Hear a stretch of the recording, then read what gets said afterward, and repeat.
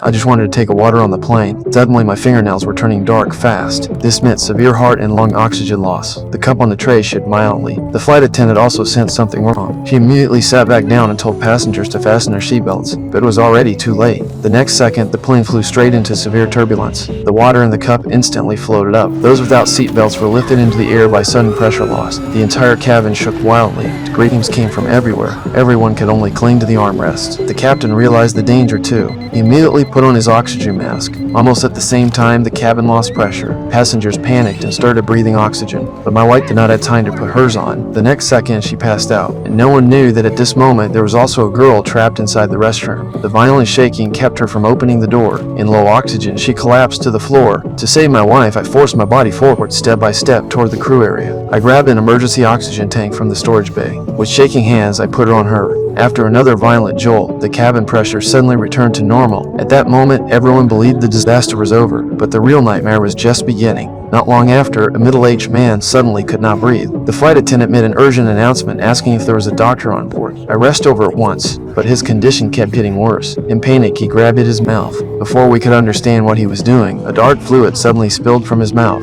Then, his body began to convulse violently. Not long after, he stopped moving completely. When we laid him flat, I checked his pulse. It had already stopped. With 1 hour still left before landing, the crew had no choice but to move the body to the upper business cabin and cover it with a blanket. But not long after, a young man quietly went upstairs. When the body was moved earlier, he had noticed an expensive gold watch on the man's wrist. Without hesitation, he pulled it off. He did not leave right away. Instead, he took out his phone and kept showing it off to the camera. He even began mocking the man. At that moment, the body slowly turned its head.